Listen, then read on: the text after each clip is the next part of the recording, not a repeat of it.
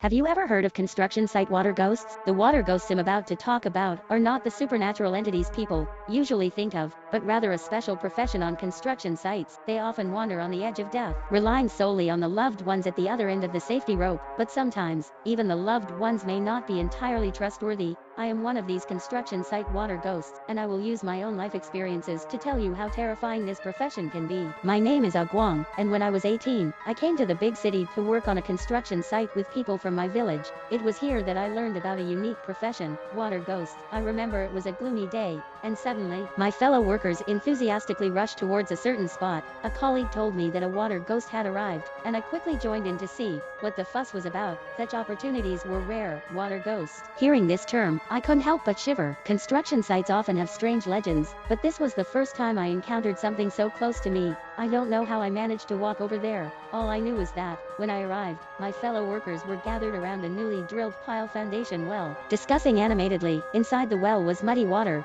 gently swaying, as if something was about to emerge. There was a rope in the muddy water, one end firmly grasped by a nervously looking woman. Before long, the agitation of the muddy water increased significantly, and then a person in a diving suit emerged. That's when I learned that a water ghost is not a ghost but a person. When I saw the foreman handing a thick stack of money to the woman holding the rope, my heart suddenly throbbed. I had never seen so much money since coming to the big city, and driven by curiosity, I found the water ghost, begged to be his apprentice, and the woman holding the rope became my mentor. Soon, I learned how dangerous this special profession of water ghost on construction sites could be, a job where one trades life for money. The name water ghost comes from the unique working environment. Construction sites often drill pile foundation holes, and for various reasons, the drill bit may fall off or break. If conventional methods fail to retrieve the drill bit, that's when we, the water ghosts, come into play. Usually, we wear specially designed diving suits, dive into the foundation well, and hook onto the drill bit to consider the job done. It sounds simple, but in reality, it's challenging. Foundation wells are generally deep, filled with muddy water, making it almost impossible to see anything. We rely solely on our senses and fumbling. Due to the limited space, coupled with technological limitations at the time, the diving suits and equipment were relatively rudimentary.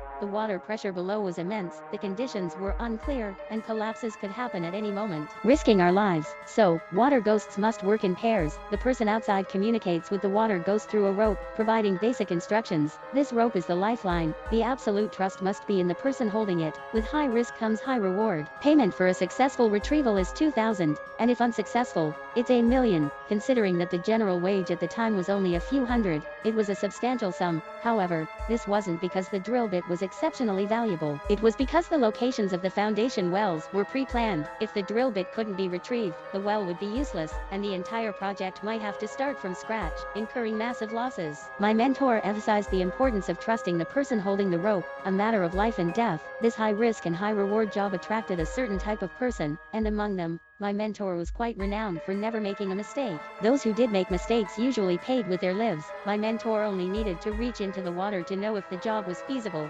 According to him, it was a strange sensation, as if he was born for this profession. He had a few rules, and one particularly strange one was that before each dive, he would kill an old hen and smear its blood on the apprentice's forehead. I learned quickly, but I never got the chance to dive. I could only watch from above. Every time my mentor successfully came ashore, I felt like this task was deceptively easy. Wasn't it just diving and hooking the drill bit with a hook? What was so difficult about it? The opportunity soon arrived when my mentor got injured and couldn't dive. Initially, he didn't want to take on the job, but the construction site boss pleaded with him, and he reluctantly agreed. He intended to dive himself, but right before going into the water, his wound suddenly burst open, making it impossible for him to continue. My mentor's wife suggested that I take on the job since I had learned everything, and the only thing missing was practical experience. Initially, my mentor disagreed. I had no family or friends, and there was no one to hold the rope for me. Having someone else hold it would break the rules. I proposed that my mentor hold the rope for me, since he and his wife treated me well, and I had absolute trust in them. It wouldn't violate the rules. Kid, since you've made up your mind, I'll let you dive this time. My mentor patted my shoulder, and then killed a big rooster, smearing its blood on my forehead. At that time, in my youthful exuberance, I couldn't comprehend the significance of this ritual. Little did I know,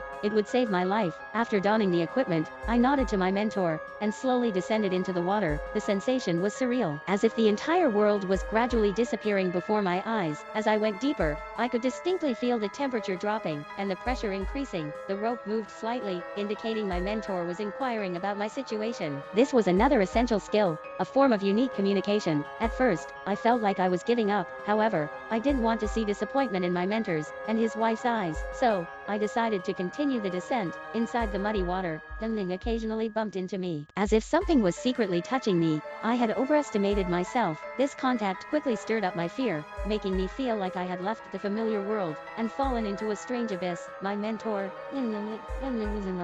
I snapped back to reality. My mentor had mentioned that there might be some suspended objects in the muddy water, and the contact sensation was normal. With a brief exchange with my mentor, I realized I wasn't alone in this battle, and was still in the familiar world, not facing anything terrifying. The subsequent situation was much easier than I had anticipated. Once I overcame the fear, being a water ghost seemed indifferent from regular diving, just a matter of not being able to see. Of course, this was just my superficial understanding. If it were that easy, there wouldn't be the saying that water ghosts tie their heads to their belts. As for those strange things my mentor mentioned, I didn't come into contact with them. In my youthful mind, I felt a slight regret, not knowing that these entities could be deadly for water ghosts. However, I would soon find out how laughable my thoughts were.